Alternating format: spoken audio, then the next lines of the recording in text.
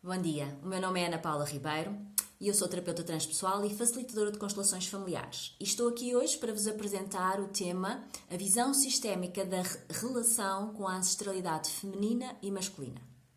Então, começar por dizer que a família é um sistema.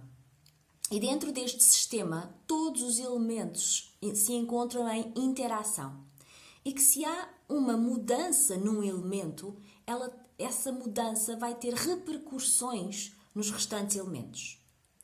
E porquê é que eu comecei por falar sobre isto? Porque todos nós pertencemos a uma família. E todos nós estamos sob a influência dos nossos antepassados. Vamos começar assim. Quem é que é a nossa ancestralidade? A nossa ancestralidade são todos os homens e as mulheres que nasceram numa família e que se juntaram a ela através de um casamento ou de outro tipo de ligação. Também pertencem à família e muitas vezes ou são esquecidos as crianças que nascem mortas ou os abortos. Também fazem parte dos nossos ancestrais se tiverem vindo antes de nós. Então, todas as mulheres e homens da nossa família que tiverem estado cá ou que ainda estão, mas que são mais velhos do que nós, constituem a nossa ancestralidade. Todos os membros da família que são mais novos do que nós constituem a nossa descendência, ou a descendência da família, os descendentes da família. Pronto. Queria então começar por vos dizer que nós somos o sonho dos nossos ancestrais e que é através de nós que a vida se renova. Renova-se através do útero da mulher e que a vida continua e que esta perpetuação, esta continuação é feita através dos homens no que diz respeito a perpetuarem o nome da família. Então, tanto o homem como a mulher têm um papel muito importante naquilo que é a renovação e a continuação da família. Então, aqui eu gostava de começar por vos dizer que é muito importante honrar, amar, respeitar as nossas origens. É respeitar, amar, honrar a nossa ancestralidade. Tanto homens quanto mulheres, independentemente daquilo que foi o destino dele ou dela. Então vou aqui começar pelas perguntas, não é? Eu gosto muito de fazer perguntas. Então perguntem-se, como é ser mulher na vossa família materna? E como é que é ser mulher na vossa família paterna? Tanto dentro da família como no contexto social. Como é isto de ser mulher? E como é que é ser mulher para ti? O que é ser mulher para ti? Mais uma vez, chama a atenção que não é aquele conceito bonitinho que todos nós sabemos e que todos nós queremos, mas sim aquilo que nós conseguimos viver.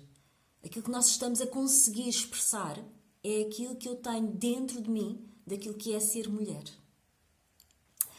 E o que é o feminino para ti? E o que era o feminino? E como é que era vivido e expressado pela tua mãe? E como é que o teu pai via o feminino? Será que isto é importante? Será que condiciona a forma como somos mulheres? Será que condiciona a forma como usamos a energia feminina? Claro que condiciona.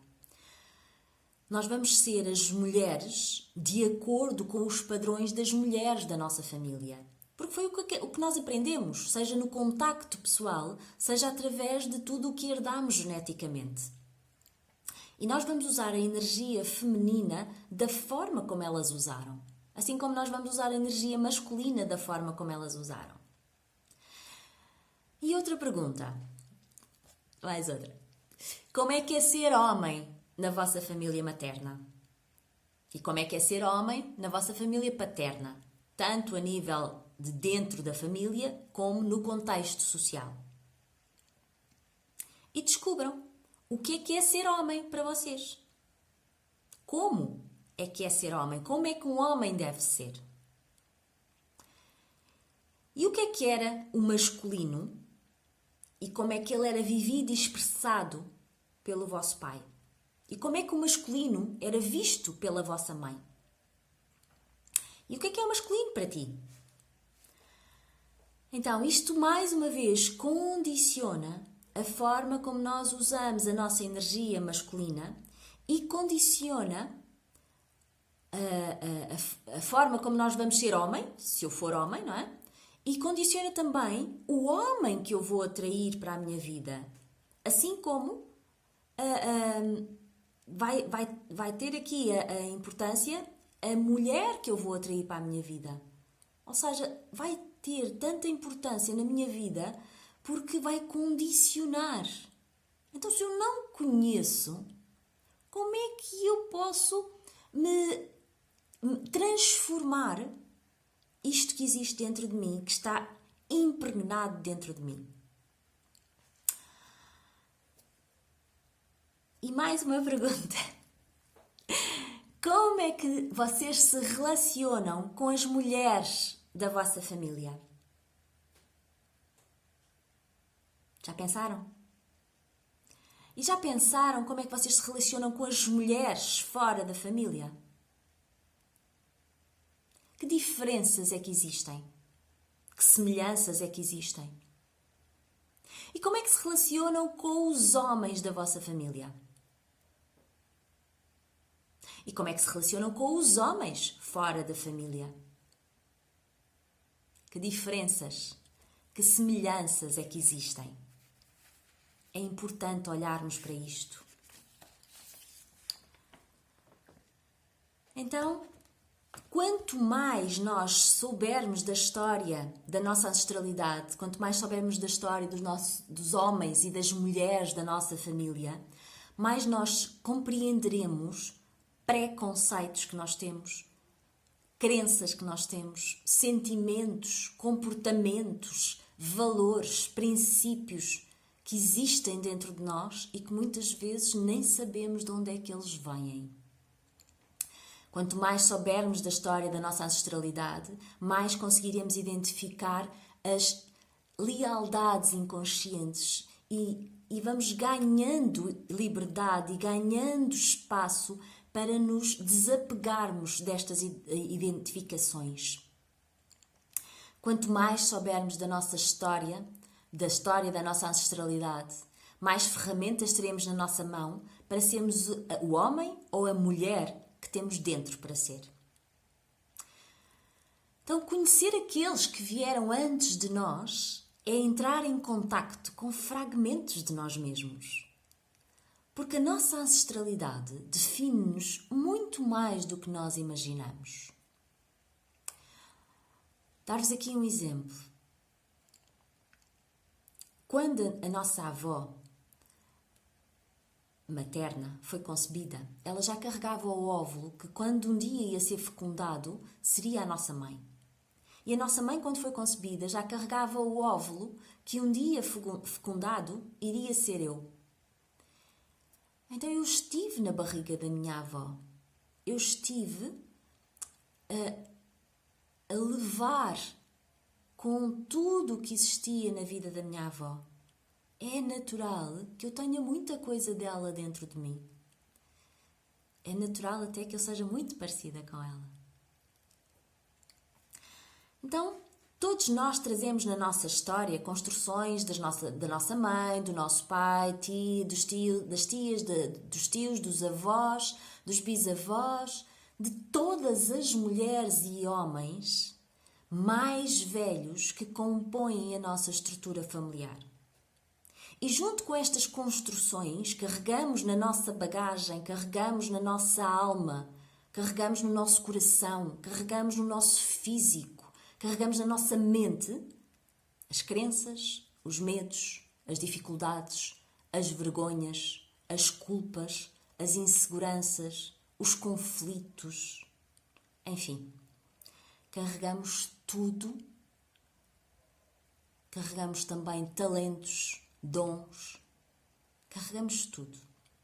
tudo de bom e tudo o que precisa de ser visto, de ser amado, de ser reconhecido, de ser respeitado. Para isto, muitas vezes, um dos recursos para conhecermos a nossa história é através dos idosos da nossa família. Só que de há uns anos para cá, os idosos são esquecidos por circunstâncias da própria vida. Eles estão fora da casa, eles estão em lares ou estão nas suas próprias casas e não há muito contacto. Perceber que são os idosos que têm as memórias, as histórias da família. E são essas histórias e essas memórias que nos poderiam ajudar a auxiliar no processo de desenvolvimento pessoal e de evolução, no processo de nos conhecermos melhor. E sem estas referências, parece que é mais difícil analisarmos e compararmos possíveis ciclos de repetição entre gerações. Sim, é mais difícil, mas não é impossível. Eu acredito que dentro de nós temos toda a informação dos nossos antepassados a nível celular.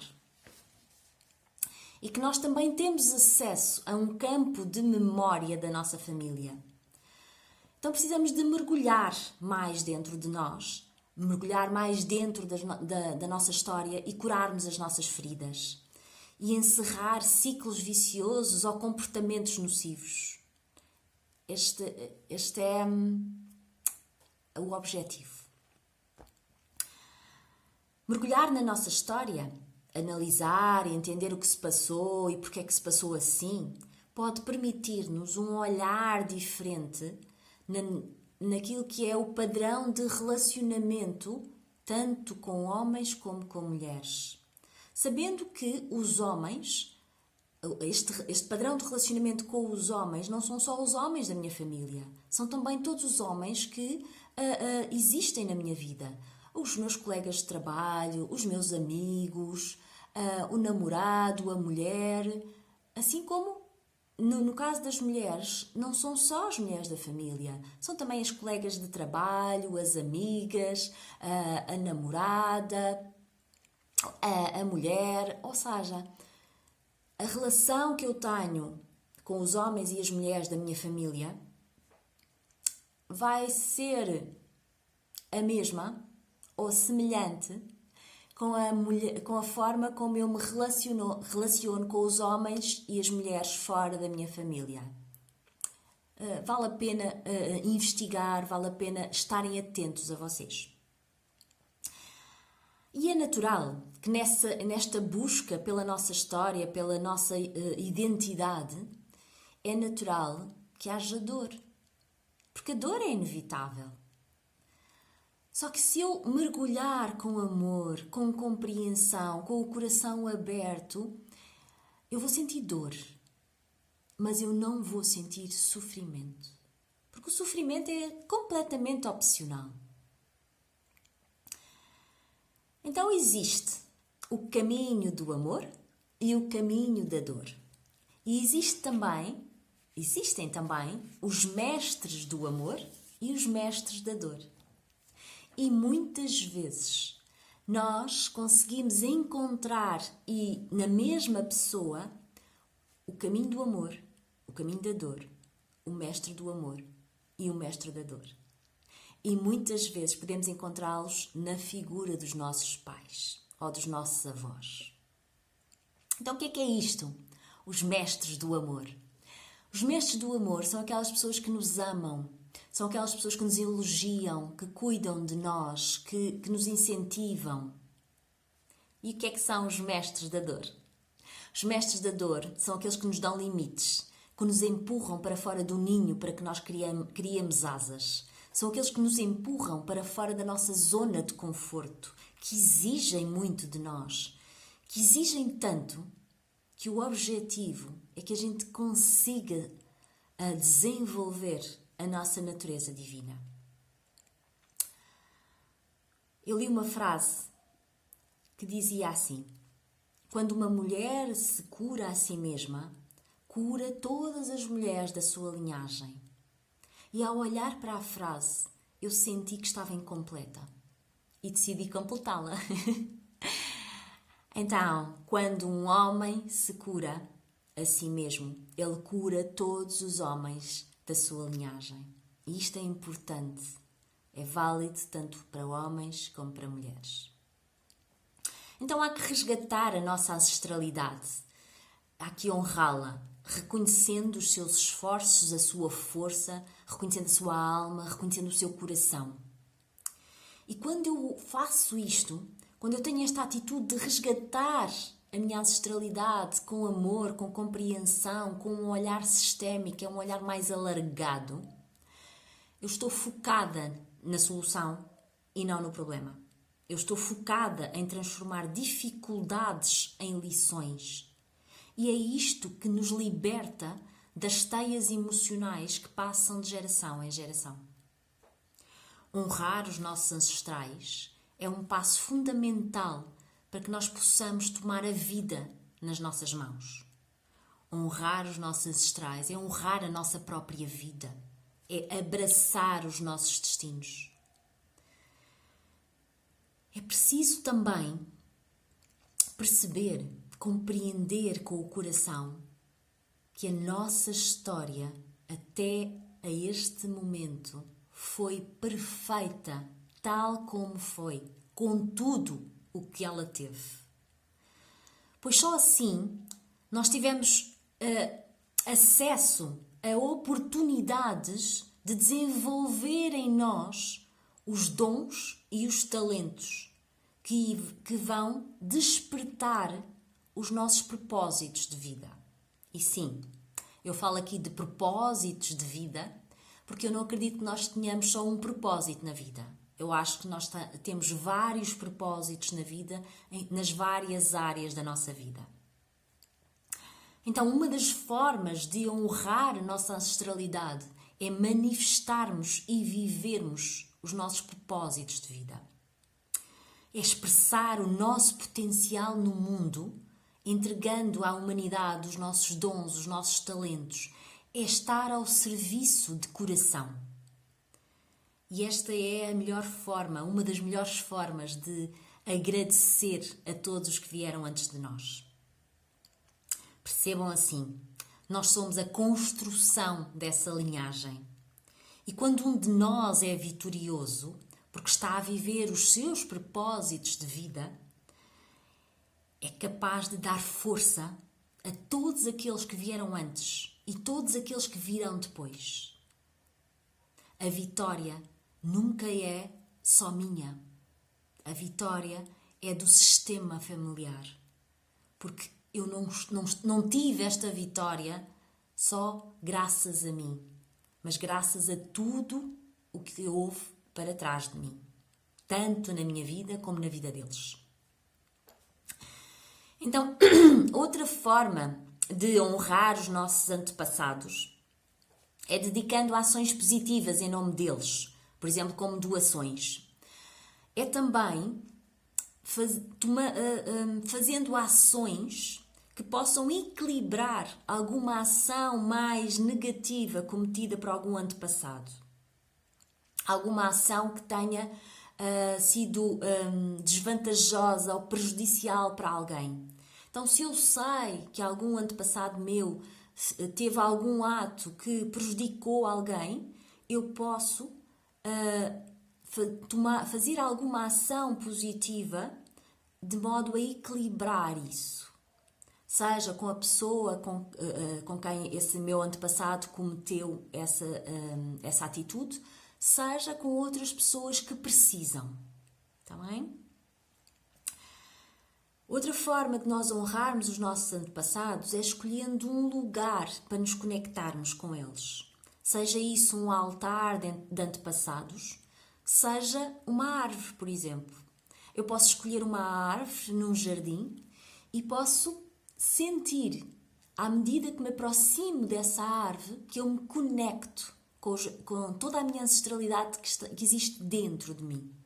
e que eu me conecto com todos os dons, os talentos, que eu me conecto com todas as dores e que eu posso agradecer a todos eles o que fizeram, a forma como viveram, as escolhas deles.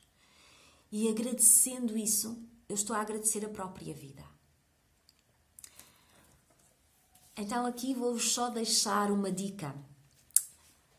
Uma das formas de nós conhecermos a nossa ancestralidade também pode ser através da construção de uma árvore genealógica. Então, nessa árvore, eu posso pôr as datas de nascimento, as datas de falecimento, eu posso pôr também, tentar reunir dados como as profissões, as doenças, os nomes. Às vezes nós descobrimos coisas tão fantásticas. Podemos descobrir que uma bisavó tinha o mesmo nome que nós. Que estranho, não é? Se calhar a nossa mãe nem a conheceu, nem nunca ouviu falar dela. Como é que ela pôs o mesmo nome? São sincronias que acontecem. Então, deixo-vos esta dica para que vocês possam mergulhar mais dentro de vocês e possam honrar e agradecer à vossa ancestralidade, tanto feminina como masculina, porque sem eles vocês não existiam. Obrigada. Beijinhos.